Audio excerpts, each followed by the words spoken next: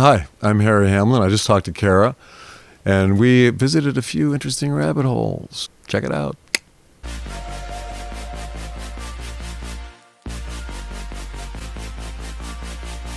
Why now are you deciding to do a podcast? Well, we kind of have time now, and Lisa's not doing that show anymore, so it's Right. timing is right. So that show, meaning Real Housewives? So that's a big change for you? You have more... What do you have more of now? We have less. You have less. A lot less geschrei, or whatever you want to call it. Yeah, a lot less weird drama. Yeah. So it spilled overall into your real life, I guess? The drama of the show? What's the difference? Real life and that kind of show are kind of one and the same. There's no script there. Right. So, they will kind of expand on an idea that comes up spontaneously. But it's an idea that comes up spontaneously. No one's injecting an idea into it, so there's no script. There's no, it's whatever happens organically, then they will sometimes. So are we going now? Yeah, we're going. Okay, let's go. Yeah, I just start wherever. All and right. then everybody joins us in the middle of the conversation. Okay, good. So they feel like, Yeah. the point is that they feel like they're just hanging out with us. As we are, just hanging As out. we are, right. So we're talking about Real Housewives, which if we were on radio, I would say, and we're here with Harry Hamlin discussing Real Housewives of Beverly Hills. Well, I'm hoping that that's not the point of the podcast. It's not. I told you the point of it. I told you the point of the podcast, remember? I get it. But yeah, you just said we were talking about Real Housewives, which I just came up spontaneously. Right. But anyway, so now you have a little bit more, less drama. You have less drama. Yeah, your without life. question, less drama. Yeah, and yeah, of course. The drama is what drives those shows, and I've always said, especially because it was Beverly Hills, that you didn't really need the drama because people just wanted to see the glam. They wanted to see Beverly Hills. They wanted to see how people interacted in that environment without having to have people screaming, throwing things at each other. And I think it would work that way just as well because Beverly Hills is iconic and known for its sort of glam.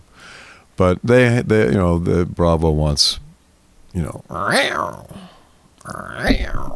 Yeah, I think that's true. I feel like just people are so interesting in general also that even if you just put people in an interesting spot like Beverly Hills, like who wouldn't want to see it? I agree. You don't need the... Yeah, but they're blow-ups. too afraid to not have that. So anyway. Right. Okay. So, but life is good. But you are now very public still, I imagine, right? It seems like a lot of your life is being watched by people.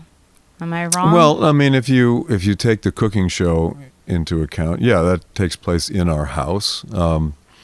And it's a lot of fun to do. I'm doing it with my niece, and it's a lot of fun to come up with these recipes and see what people think about them when they come over for dinner because it's kind of new to me. I'm not a cook really. I cook.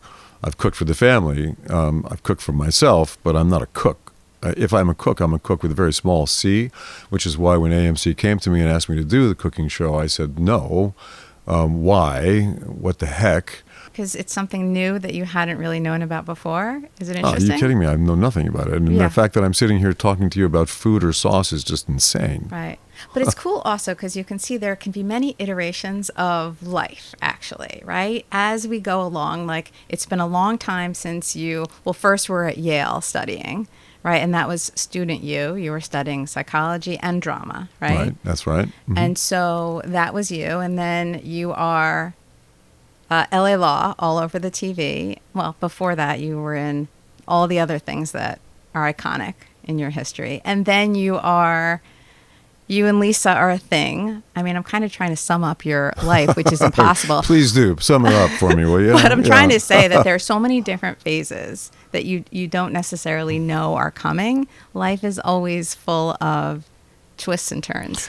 Exactly. So I've never made a 5-year plan in my life. A lot of people like to do the 5-year plan thing. They sit down, they figure out what they want, they map it out, they figure out how they're going to get there, and then they get there usually, or not. But I mean, a lot of people who were very strict about that actually end up achieving that 5-year plan, whatever.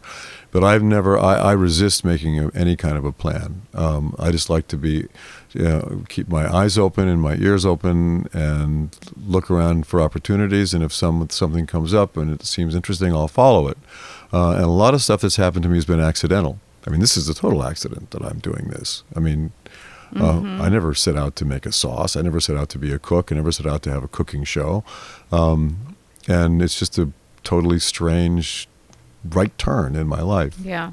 Yeah. But if you were not open to that, if you were really more of a rigid thinker, somebody might have said, hey, we want to do a sauce. Everybody likes your sauce, so let's make it. Let's bottle it, jar it.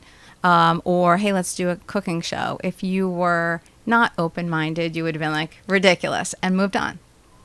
I suppose. Yeah. I mean, maybe that's why I've never made the 5-year plan thing. But, it's worked out. I mean, without a 5-year plan, I've done a lot of interesting things that have come along accidentally and taken me into really weird places. So, yeah. Yeah. I mean, I think I'm like you, too, in that way. I'm not a big planner, and I think life is so interesting, and there's always something around the corner.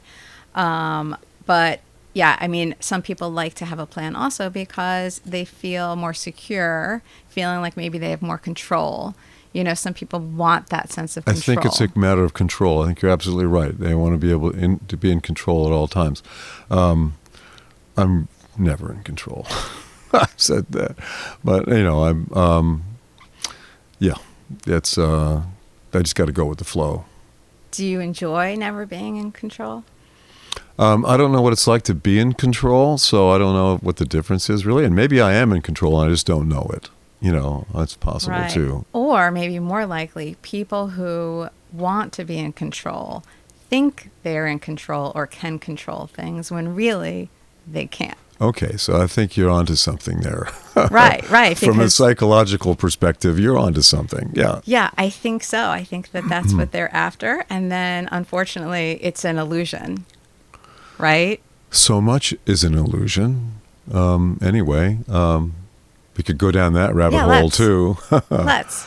Yeah. I mean, there's a great nursery rhyme.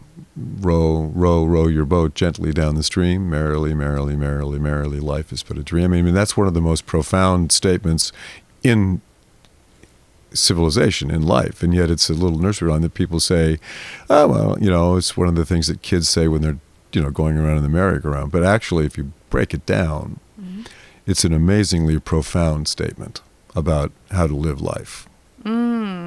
And so interesting because we all learn it at a young age. Mm-hmm.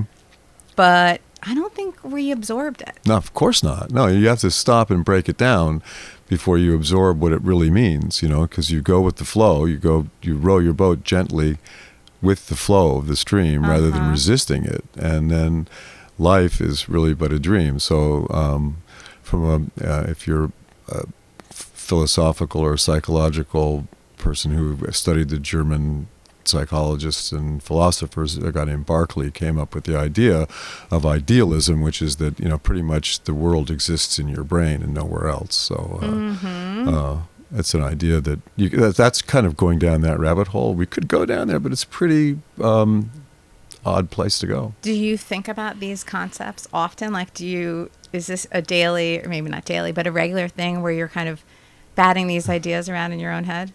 Yes. So it's daily. This is your maybe daily, maybe not. I don't know.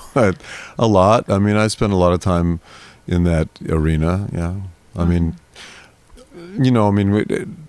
people wonder what's the meaning of life, and there's a lot of ink been spilled on that one, and a lot of thought has gone into that, and people have been trying to figure that one out forever. I'm not sure there's much to figure out there beyond the fact that the universe, which has been around for 14 or so billion years, evolved itself into a conscious being so that it could look out at itself and go, wow, which is what we're doing. We're looking out at ourselves, which, since we are the universe, which has become conscious. So that's our purpose, is to go, wow. Interesting. It's really a perspective that makes you, right, it's like, it's row, row, row your boat. It's the same thing. In a sense, yeah. Yeah. So you're very observational, I guess, right? Are you? I have no idea what that means. Meaning you're observing, reflecting, watching, thinking, analyzing. I guess you could say that. You're not sure? It's not anything that I set out to do. It's not a, I just, I do contemplate, those things come, those questions come up. My kids ask me, what's life all about? Why are we here? What's the end game aside from, birth to death? Is there anything else going on? And when I was a kid, I used to think there was something big going on out there in the world. I was a child, and I thought, well, there's something big happening out there. All these trucks are going around, and there's cars going everywhere. And then I finally realized that it's really just about keeping ourselves alive, and getting food into our bellies and getting sleep. That's the only thing that's really going on. Somehow I thought that there was, like, in the back of my mind, there was some, like, massive thing happening in the world other than just people trying to stay alive, which is really what it is.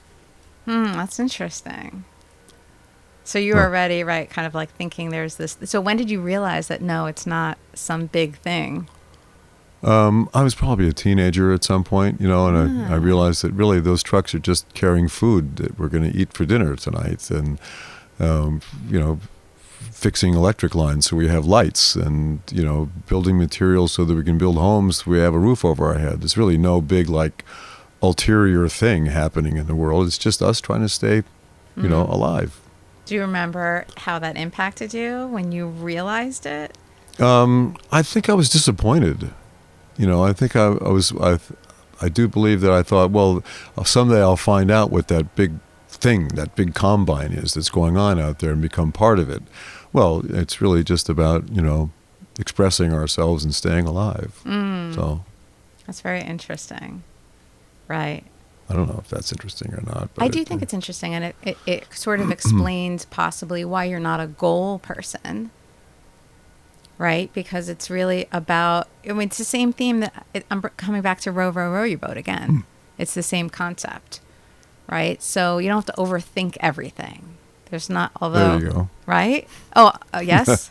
Yeah, no, I agree with that. And yet, constantly overthinking everything. That's what we do. That's what our brains do all the time. Yeah. All the time. I mean, is there ever a time also, even if you're not overthinking, that you're not thinking? Well, if you meditate, you try to, Do you meditate? Well, I got a mantra from TM in 1976, and I did it for many years religiously. Now I don't do it very often, but that's the whole point of that, is to try to, eliminate that constant stream of thought that's, pulling us away from being in the moment. Yeah,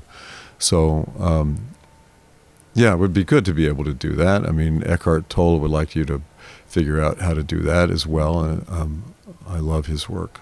Plus, there are also all of these, like, medical studies now, too, research that suggests that meditation is really good for you physically as well. Oh yeah, I mean, look, it's great. It's one of the things that I go, well, why don't I do this? I know it's so good for me. I know it's so great. And when I was doing it, constantly, everything in my life was working like a charm, right? And yet, I resist it now. It could be self-sabotage. Who knows what that is? But, I wake up in the morning and I have my routine, and I think, well, okay, I'm going to take 20 minutes and do that meditation now. And then that 20 minutes goes by, and I've had another cup of tea, and I go, well, it's time to take a shower. It's time to go for a walk or work out or whatever. And I miss the opportunity. So, but maybe after this, I will get back to it. Let's do it now. Kidding. Yeah. I do not meditate. It's not a thing for me. I don't feel like I even need to do it. I don't know. I mean, I think a lot, but I feel less like my thoughts are a problem, and more that I can just change my thoughts if I don't like what I'm hearing.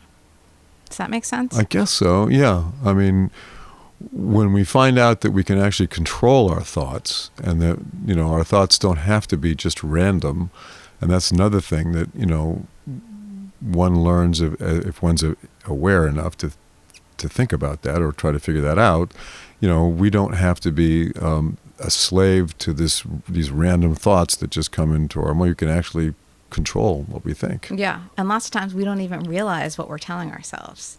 These are thoughts that we're hearing and that we've been hearing for decades. Right. Narratives that developed when we were young. It's a groove that we get into. Yes, exactly, it's a groove. Yeah. But with neuroplasticity, talking about studies, there's more going on, more research going on showing that, our brains can change and we can get out of those ruts and create new ones, which is pretty cool, like at any age. You can rewire. But it takes effort to rewire. Mm-hmm. It takes constant, you can't stop. You got to keep doing it every day to rewire. Yeah. But I think that's also what keeps you young, you in general. You know what I mean? And keeps you engaged in life. I think it's a good thing to work at. Sure, why not? I mean, it does take effort, though. It's not, you can't be sitting on a couch if you want to rewire. Right. It takes, writing every day and paying attention every day to what you're trying to rewire and how you're trying to do it.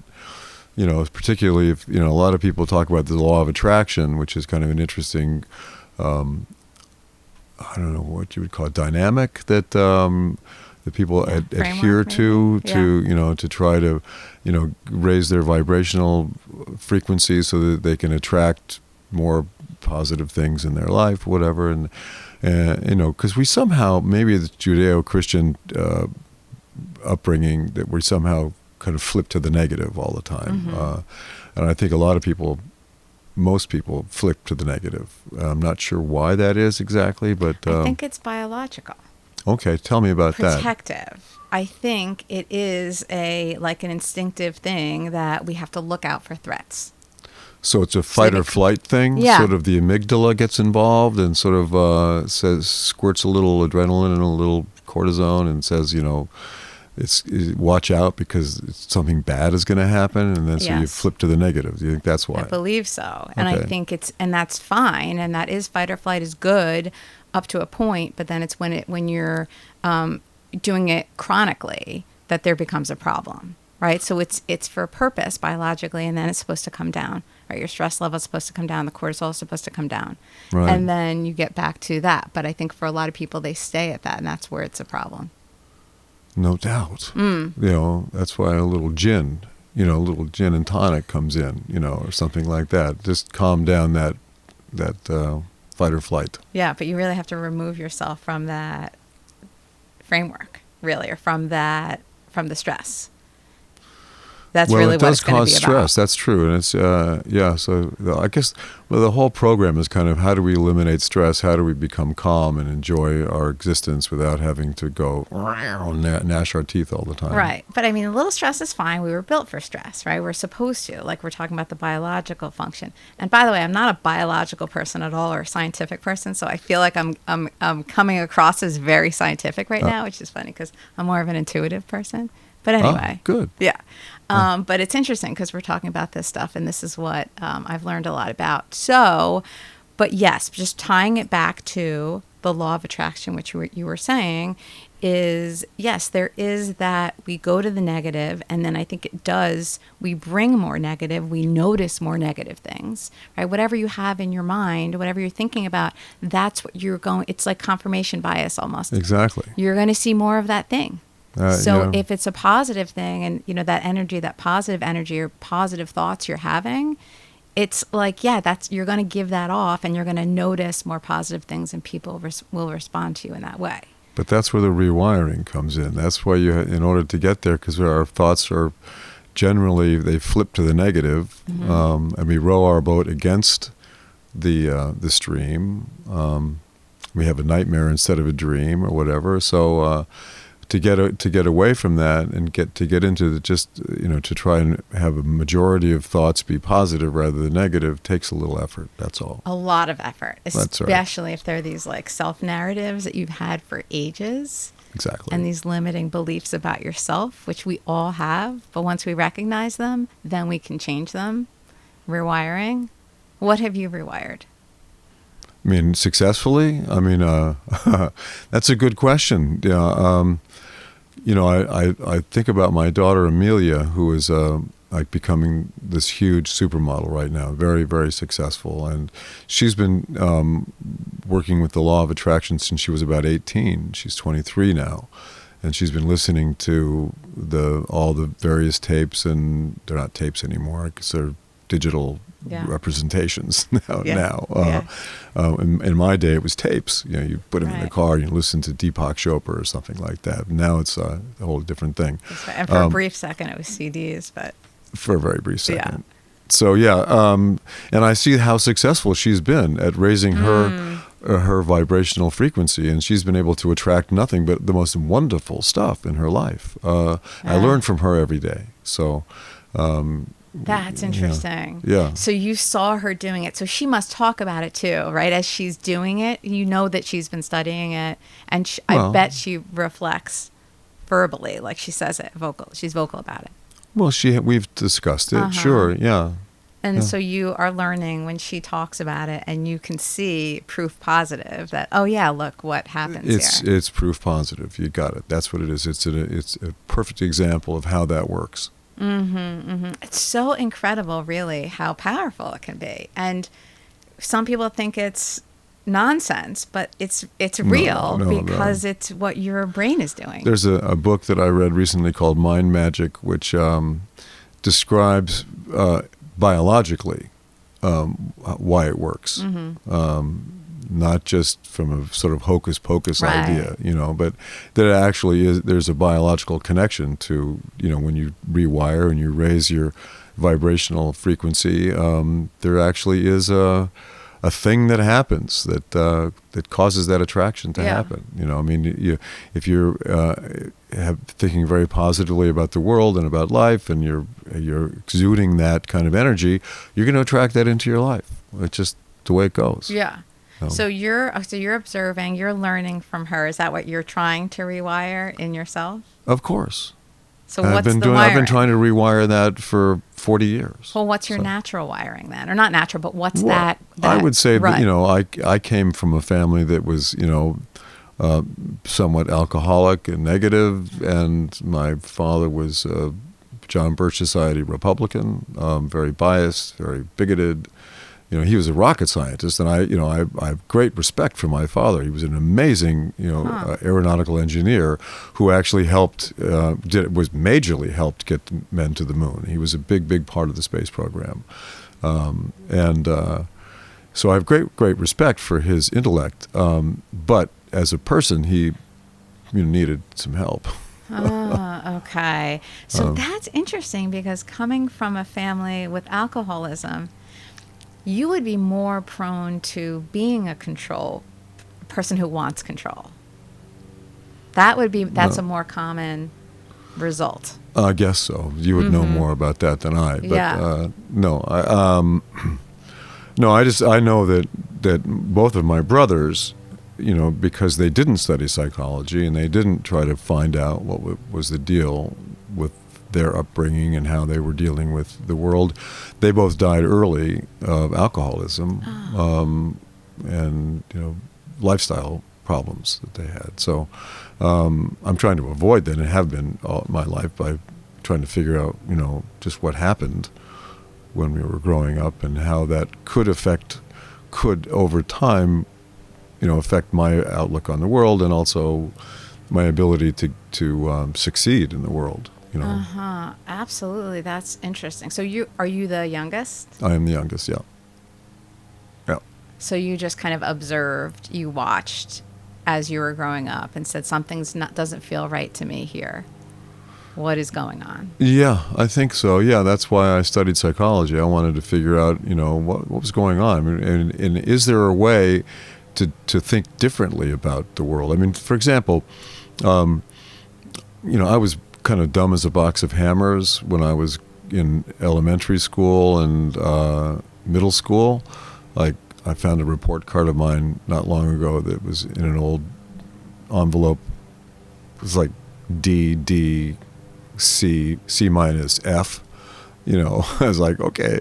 That was like 6th grade or something like that. But anyway, I transferred from the school I was going to in Pasadena to a boarding school. But in order to do that, because I was so stupid, I had to go to a summer camp an academic summer camp, when I was 15 in New Hampshire. And I went to this academic summer camp, and I started spouting off a lot of the stuff that, was kind of just normal discussion and talk in Pasadena, where I grew up, which was very conservative and very bigoted. And so I was just, and this camp counselor heard me saying this horrible stuff, just racist stuff. And he took me behind the tent and beat the shit out of me and said, no, that's not what life is all about. This is what it's about. And over the course of the summer in this summer camp, he taught me what it was like to actually understand that life was not about all the stuff that I've been hearing around the dinner table as I was growing up, but that it was much more inclusive, put it that way, and that I could be, come from an entirely different point of view that was much more inclusive. Yeah. Wow. I mean, that was the ultimate rewiring. Well, I've always wondered I wonder what that guy is. I mean, I remember what he looked like. Oh, what was his name? Do you remember? I don't remember his name, but maybe it might have been Tom. That comes to my mind. What's the name of the school? It was called the Wolfboro Camp Oh, the camp. it's on Lake Winnipesaukee or something like that. In like approximately year what? Well, that would have been 1966.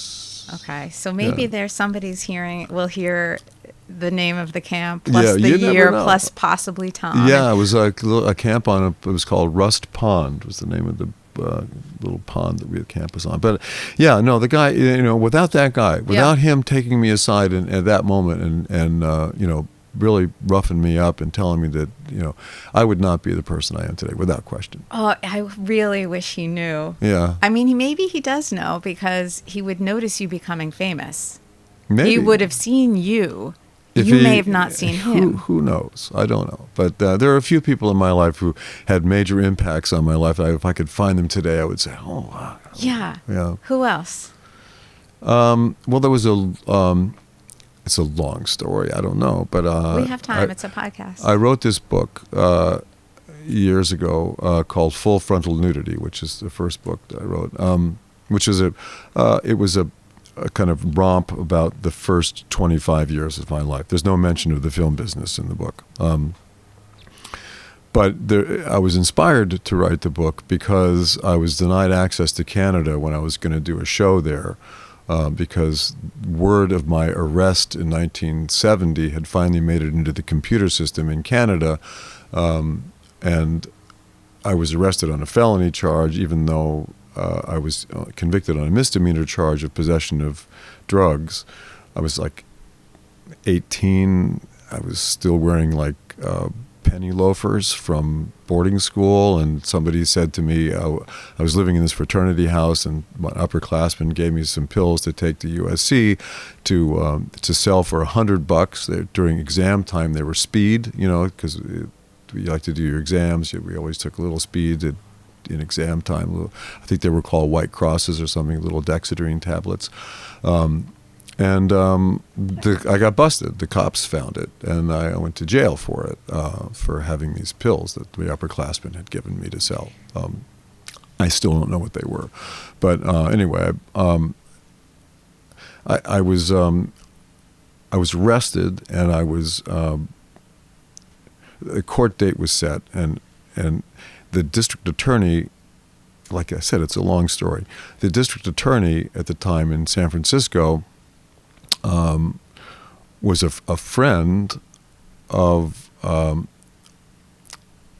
the judge that I was going to go in front of, and he made a deal with the judge that I would only be charged ultimately and convicted of possession of prescription drugs without a prescription, which was just a slap in the hand misdemeanor with no jail time and a little bit of probation. Right. This deal was all set up, and I went to court the day of it, and I had this big drug lawyer in San Francisco, a guy named Michael Stepanian, who at the time was like the big drug lawyer. And he was doing my case pro bono because my girlfriend at the time had screamed out in court on my arraignment, is there a lawyer in the house? Is there a lawyer? And this guy said, I'm a lawyer. And he ended up taking my case for nothing. That's cool. Yeah, and he was the biggest lawyer. He represented David Crosby and a lot of people like that. And he made this deal between the DA and the judge that I would go into court and I would just get a slap on the wrist, right? So I get to court the day of that, and I look up and the judge that was supposed to be there is not there. This female judge, Mrs. Judge Miller, is not there, and there's a guy named Judge Delarios sitting there, and my lawyer's nowhere to be seen. And all of a sudden, my name is going to come up in the docket. I don't have my lawyer with me. It's not the judge that made the deal.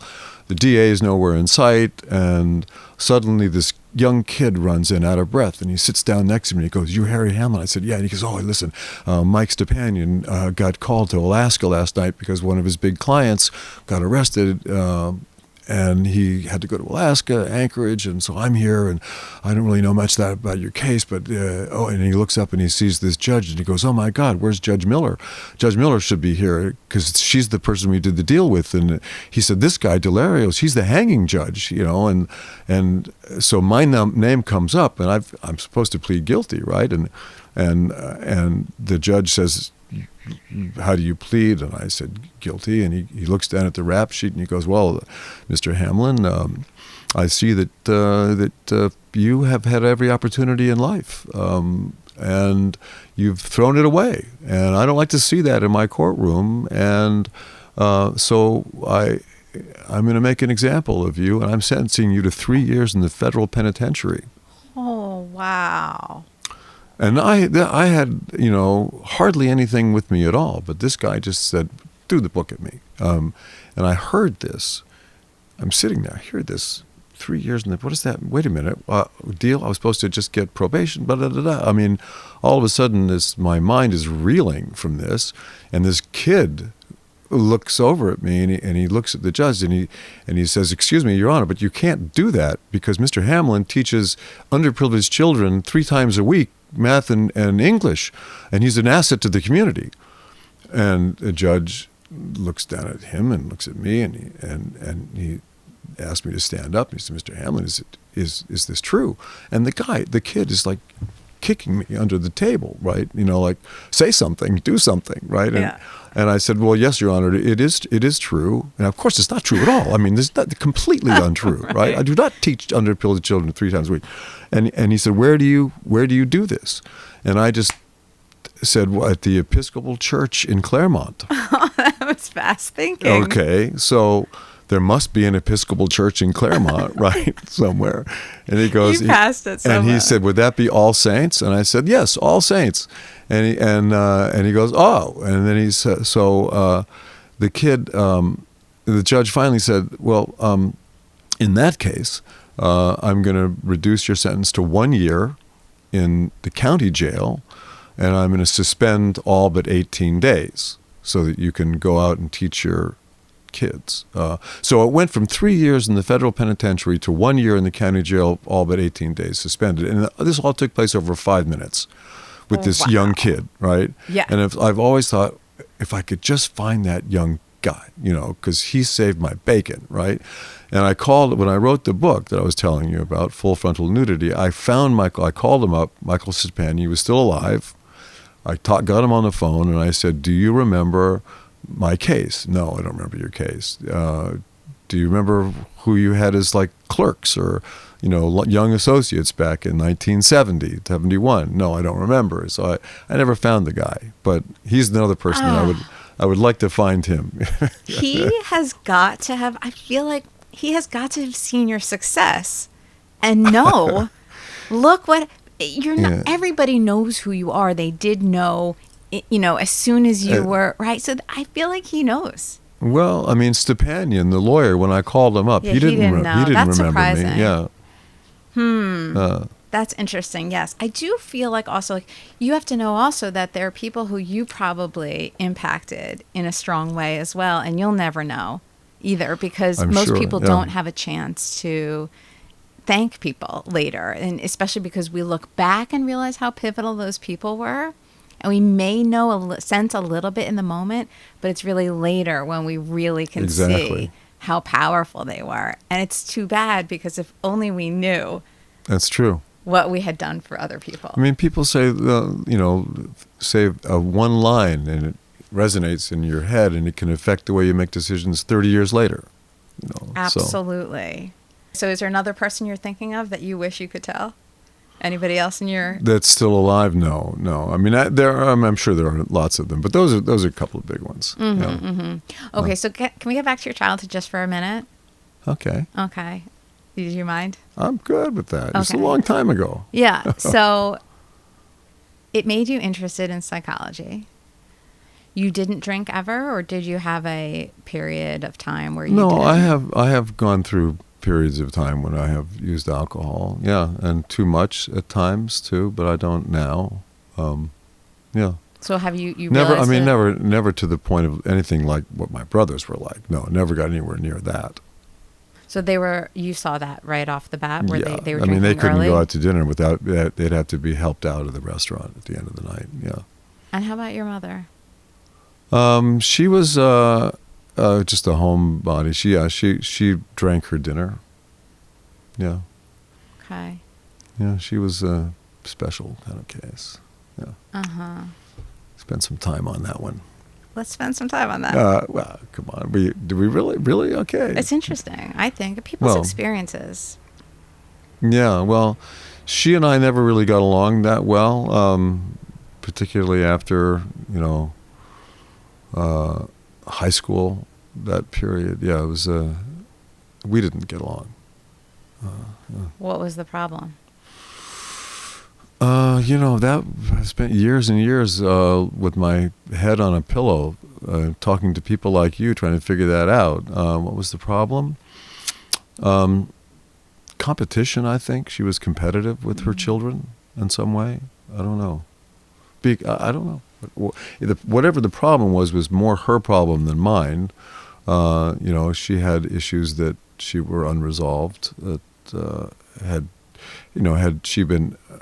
had some of the tools that are available to us now in terms of trying to figure out our lives were available to her then, which they were not. Really, what was available to her was a bottle of Bombay gin. That's how she dealt with it.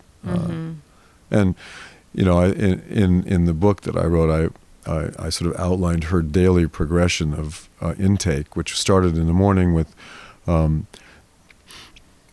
this is another... It's sort of a long story, but in the late 50s, early 60s, a guy named Dr. Max Jacobson had come over from Germany after the war, and he was peddling a concoction which he called his vitamin therapy, which was an injectable vitamin concoction that he turned Marilyn Monroe onto it and a lot of Hollywood types onto it, and she ended up turning Kennedy onto it. John Kennedy. So John Kennedy was shooting himself up with this stuff on pretty much a daily basis. And when Kennedy said, we're going to get a man on the moon within the next decade, he went to all of the people in the space program and he said, this concoction needs to be given to everyone high up in the space program. So my father began receiving on a weekly basis these little bottles of this vitamin therapy stuff that he would shoot himself up with every morning before he went to work. Turned out it was methadone, and my mother used to shoot herself up with that, and she called it her hangover juice. So my dad would shoot her up with that in the morning when she first woke up. Then she would take, at about 10 a.m., she would take a couple of Dexedrine tablets, and then at about noon she would take a couple of Emprin codeine tablets, and then she'd start drinking around 4:30 in the afternoon, and then at night, and just before she went to sleep, after drinking a quarter bottle of gin, she would take 2 Secanols, which was little red capsule things. And that was her daily routine for years and years and years and years. So probably she wasn't even there in my childhood, that's serious business right there. That's a lot. That's well, this guy Jacobson ended up, his license was revoked. He almost went to jail. There's a whole book about it called Dr. Feelgood, about how Kennedy thought that the reason he beat Nixon in the debate, the first televised debate, was because he shot himself up with this stuff right before the debate. And also he shot himself up with it just before he had a big meeting with Khrushchev, I think somewhere in Europe. And he actually flew Jacobson over from the U.S., knowing that he was going to have this meeting with Khrushchev so that he could get shot up before the meeting. That's fascinating. Yeah. Anyways, Wow. so I wrote it in the book about it, and I did this show Mad Men for AMC years and years later, love. and Matt Weiner's wife read my book just as I was coming on the show, and he ended up writing a whole scene in Mad Men about me, my character, making everybody in the office shoot themselves up with this concoction, because it was right around the same time that was taking place in Mad Men, Same era. Same era. So yeah. That's so interesting. I'm sure I saw it, but I didn't remember that. That's so interesting. I mean, that's wild. Yeah, it was pretty wild. Yeah. So did you fight like cats and dogs kind of things, no? So No. you just felt unloved, maybe? Well, I just felt, never knowing what it was going to be like walking into the house, and at night my father and mother fought every night. So it was more my mother fighting my dad. My dad never fought back. He just listened to her ranting and raving, and then he would go to bed. But Right. So you had different struggles with each parent. yeah, I guess so. I don't know, you could call them struggles. I don't know. I mean, I got through it. I lived through it. It's not, Right. But it's interesting what you said with your head on a pillow. The one thing that's really most important to learn, like you won't necessarily know what the problem was, but it was her problem, not you. Right? That's ultimately, that's the big epiphany. Yeah, of course. I mean, exactly. I mean, as kids, we think we must have been the problem. Yes. But when, after she died, my brother, who's now dearly departed, he was the executor of her estate. And like I said, he was struggling all his life with alcohol and with all kinds of issues. But Lisa and I came home from our cabin in Canada one fall, and I looked in the basement, and there was this bag in the basement that didn't belong there because it was from J.C. Penney, and we'd never bought anything from J.C. Penney. I said, "Why is this J.C. Penney bag doing in the basement?" And I picked it up, and it had my mother in it, because he had, as executor, he had had her cremated, and then had basically put her remains in the trunk of his car for about 10 years. It just sat in the trunk of his car. He never did anything with it. I thought, if something had happened to it, maybe he'd taken it up to her father's resting place in Idaho. But no, he had thought that he'd come to the realization that somehow having her remains in the trunk of his car was causing all of his bad luck. So while we were away, he put the remains in our basement. Got the housekeeper to let him in, put the remains. So I decided that something had to be done with this, and I put her, because she was a Republican, and anyway, I put her in a Tommy Hilfiger bag instead of the Penny's bag. I put her in the passenger seat of my Forerunner. I got a tape recorder that was voice activated, hung the microphone from the rearview mirror, and drove her to Twin Falls, Idaho, which is about a 15-hour drive, and had a one-way conversation with her all the way there and back, which is on tape. I've never listened to the tapes, but I still have them. So I did have this long conversation with my mother in this car ride. So powerful, and what a great idea to do that for you. I guess. I don't know whether it was cathartic or not. Like I said, I have the tapes, but I've never listened to them. I don't know that you need to listen to them. Yeah. You could, and it may be something very different than what you remember saying, even. More than likely. Yeah. But the point of being able to say it and just have her there with you, powerful, really good. Like, did somebody give you that idea, or did you just decide this is something I need to do? I just decided I was going to do it. I like that a lot, Yeah. I suppose it was cathartic, you know. You didn't feel better though after. Well, I took her. I had them. I took her to the grave site of her father, and I had them. They used one of those little backhoes. It's about a foot wide, and they dug a little hole right about where his crotch would be on the, on his grave plot, and they put her down there. And then I had a headstone made for her. I've never seen it, but apparently it was made and delivered for her. So there's a little headstone there. Mm-hmm. So do you realize anything in the years since then, like any epiphanies or important moments? No. No, that was it. It's like, bye-bye. Mm-hmm. See you later, alligator. Just like that, okay. Yeah. And do you feel like what you learned or what you went through has impacted your relationship with Lisa? Like, have you gained insight or, I mean, you're kind of telling me that you didn't gain insight, but. Well, I suppose I did. I haven't really thought about it or tried to put that into words or thoughts or anything like that, but I'm sure that, yeah, there must have been some insights there. Mm-hmm, mm-hmm. Because you live a very different life than you saw growing up. I do. It's like diametrically yeah. opposed. Yeah. And yeah. it wasn't intentional? To what? To live a very different life than you grew up with. Well, I mean, growing up was a learning experience, and I learned what I didn't want to do, how I didn't want to live.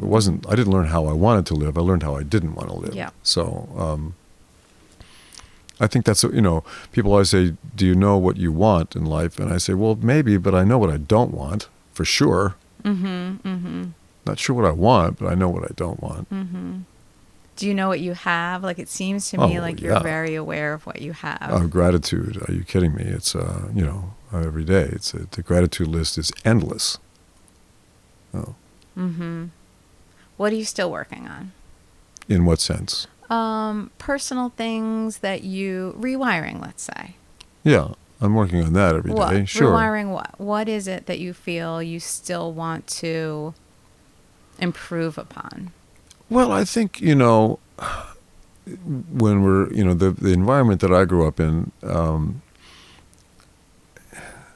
the school that I went to before I went and transitioned to boarding school, I was bullied. I guess a lot of people are bullied in school. Yes. Everybody gets bullied in one way or another. But, I think of my experience as being unique, even though I'm sure it wasn't. But it was pretty intense bullying. I was born in October, so that means that I'm a year younger than pretty much everybody else in the class. So I was smaller than everybody else in the class, younger. That was basically that was for the older, bigger boys. That was their delight. Put it easy that way. Target. Yeah, I was low-hanging fruit. So was it physical? Was it It verbal, was everything. emotional? All of it? All of it, yeah. For how long? Well, until I left, and I went to boarding school. So that's when you decided it was time. You were getting the bad grades before that. That was the shift? Well, the shift happened that summer at the camp, at the summer camp. But the purpose, like the impetus for that, to go and kind of go to this other school, right? Because the camp helped you get to the school, right? Because the grades were so bad. My grades were terrible. Right. Yeah. So, but I after this counselor, yeah, who was, I guess must have been a college student. I don't know, or an upperclassman of some kind. Who knows? He was older than I. Maybe he was 18 or 19 or 20 or something, and I was 15. So that was, had that not happened, my grades wouldn't have improved. I would never have gotten into college. I'm sure I would have been just an asshole my entire life. A lot of people thought my brothers were like that. So.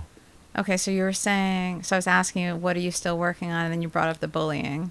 Well, I mean, so, if you're bullied, like that, you feel as though there's something missing, like you're not adequate, you're not enough, whatever, why are they bullying me, whatever. So that's something you work on for the rest of your life. You go, well, I mean, who knows? That could be why I decided to, do what I do. So I could say, fuck you to all the people who bullied me back in the day. And I went back to my 50th high school reunion at that school a few years ago. Yeah, which was interesting. Yeah, what was that like? Well, one of the guys pulled me aside and said, "I'm sorry, we treated you so badly 50 years ago." So he was aware of it and probably had been feeling guilty about it. I thought that was interesting. That is interesting. See, I think that happens too. It's like we were saying that somebody impacted you and you think about it and you realize it later. But I think also the people who did wrong, not all the time, but there are plenty of people who made a mistake and then later live to regret it and think about it and wish they had the chance to. Sure, and people come up to me all the time and say, "I'm sorry about that," and I go, "I don't remember that," And wait, people non-high school? No, people come up and say, "I'm sorry, I did this or did that," and it might have been years ago, it might have been, and they've been like twisting on it, and I go, "I don't remember that at all," You've been like staying up at night you didn't need to because I don't remember that. Right. Yeah. See, that's, again, it all comes back to people are thinking about things all the time and not realizing, nobody knows what anybody else is thinking.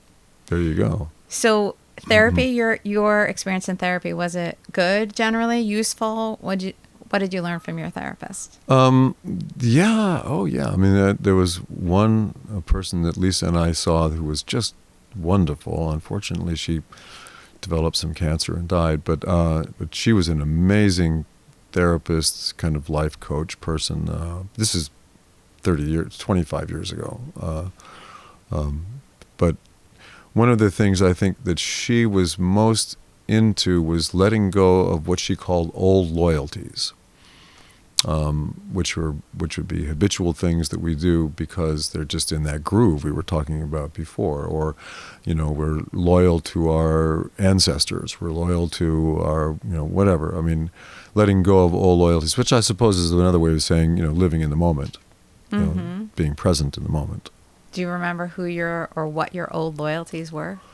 Oh, sure. I mean, there are old loyalties to my family name, for example. The first director that I had, Stanley Donen, who directed Singing in the Rain and all that. My first film was this movie called Movie with George C. Scott, and I was starring opposite George C. Scott, and he came up to me on the third or fourth day of filming, and he said, "This movie's going to probably change your life." And I go, "Oh," and he said, "But you should also think about changing your name, because no one with the name Harry has ever been successful in the film business, and the name Hamlin doesn't exactly fall off the tongue trippingly."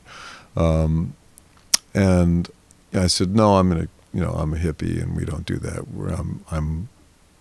I like to be more authentic than that, and I'm not going to change my name."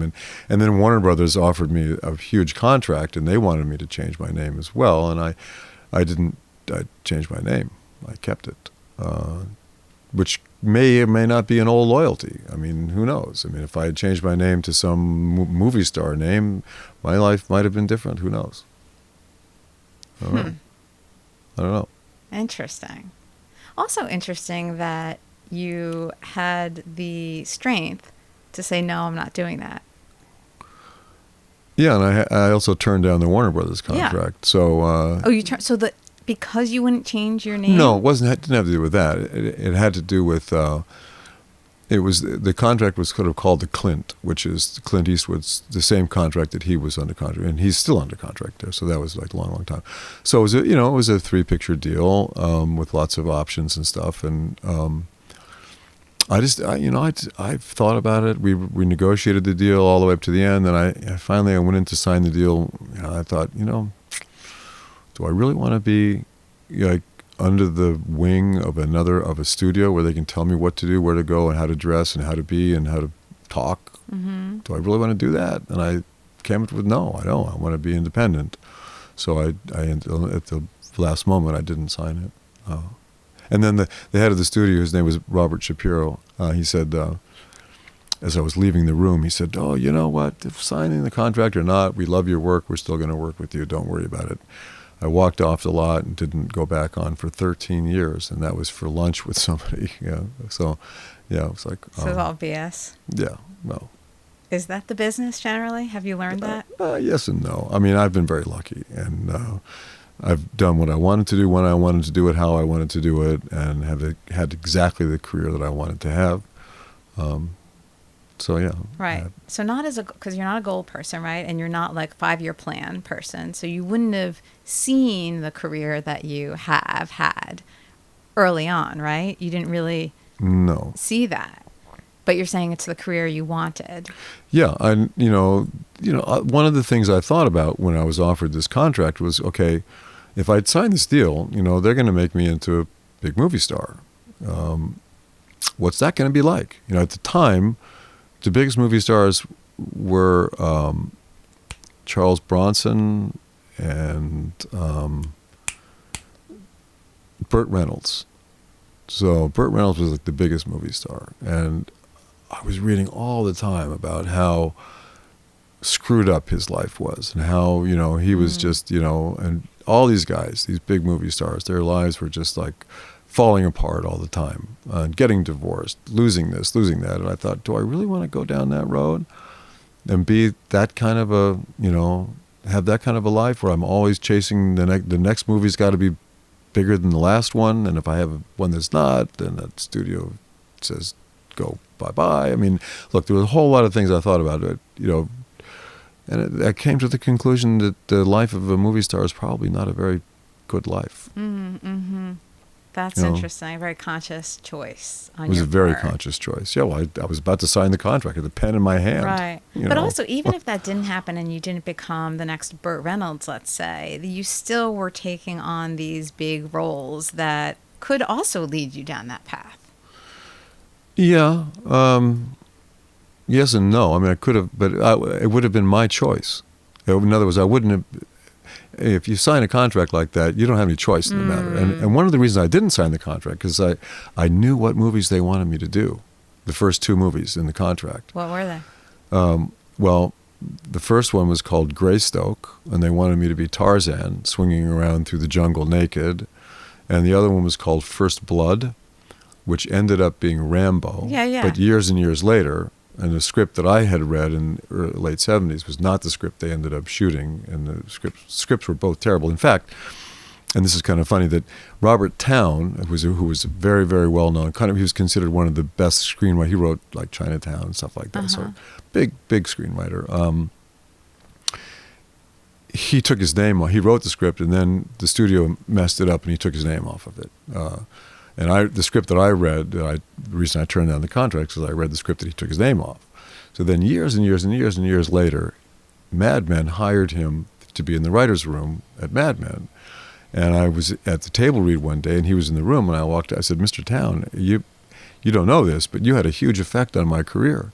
And he goes, oh, how? And I said, well, you wrote a script years and years ago that was so bad that you took your name off of it, and it was also so bad that I turned down a big contract because I didn't want to do that film. Yeah. And so he said, well, that's kind of a backhanded compliment.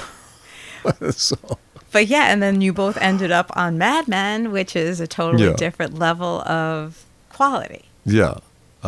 Very fortunate to be involved with that. Yeah. Yeah, that's so interesting. So just side note, did you ever go to the cemeteries around here in LA that with, they're famous cemeteries. So no, there's Hollywood Forever, which is the one everybody knows. And then there's a bunch of others where there are a lot of celebrities, iconic people from ages ago. So one of them, we were walking around one, my son had a photography assignment for his photography class, and he had to take pictures at a cemetery.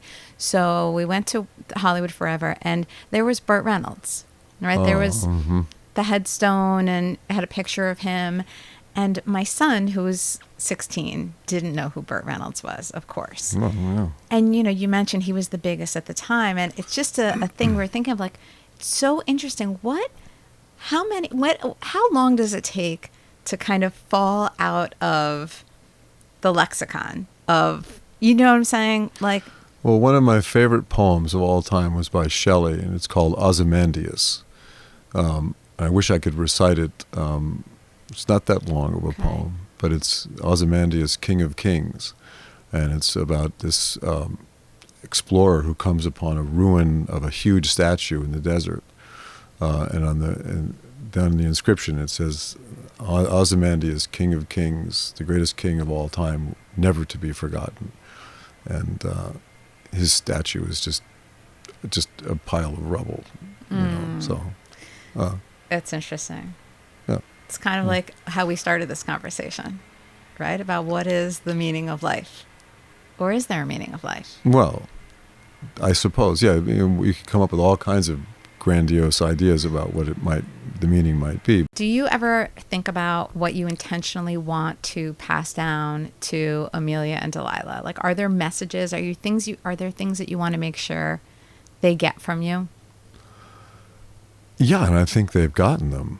You know, I think that, I mean, for both the kids, because they're in this interesting profession of that modeling world, you know, and they both were very ambitious, and you know, particularly Amelia is very ambitious about it, and she's studied the modeling world kind of intensely, very much the way a quarterback would study, you know, how to get the best out of a football game, you know. So she's gone back and she's looked at all the models who walked, starting back with Twiggy all the way up through, you know, all the supermodels and all that. So knowing that she was going to go into that profession, you know, we said, listen, people are going to talk, and you know, there's going to be a lot of noise out there, and particularly with social media and all that. And so one of the catchphrases is, whatever other people think of you is none of your business. So try to like look at it that way. It's none of your business. You hear all this crap and noise out there, so what? Good, bad, indifferent, none of your business. So that, I think they've taken that with them. And we also said, listen, we're all in the same boat. We all put our pants on one leg at a time. Be kind to every single person you encounter as you go through your life. And kindness is one of the greatest things one of the greatest gifts you can give to anyone. And so the idea that they could ever be more than, greater than, bigger than, is something that we've kind of given the idea that no, we're all human, and there's no difference, really. So I think they've taken that to heart, you know, and that they're very kind people and very generous people, and they don't gossip too much, you know. So like, how do you? I don't. There are a lot of things I would like to give. You know, that you can only learn through experience. You know, I mean, they really have to make mistakes. Yeah. On their own. Mistakes are a beautiful thing. Yeah. That's the anti-helicopter parenting approach. Well, I don't give unsolicited advice either. You know, so and they do ask us for advice all the time, but if they're not asking for advice, I don't give it. And do you ask for advice? Ask anyone? Yeah, sure, I do. Yeah. Yeah. Yeah. Don't always take it. But you will ask for it. Yeah. And then decide what to do with it. Yeah. Okay. All right. So my last question is a two-parter. First part is, what are some common misconceptions about you? I have no clue. I have no idea. So you don't have an idea about who people think Harry Hamlin is? No. Really? No. I don't contemplate that. How do people approach you generally? With respect. I mean, it's people are generally very kind and nice, and you know, respectful. Okay. Yeah. Great. Yeah, I don't get much negativity. Okay. I mean, I'm not on social media, so I don't know what people say about me, and I don't care what people say about me, and I don't think about it. And you know, I like my kids to like me and my wife to like me, and that doesn't always. It's not always that smooth. But, That's right. That's right. It can't be. It's impossible. Yeah. But generally, if that's how you feel and that's how it is, well, things are okay. Maybe one of the misconceptions that people might think I'm a really good cook. Yeah. Perfect. And who are you for real? Who is Harry Hamlin? I have no fucking clue. And I'm not sure I want to know, you know. Okay. I think we're good.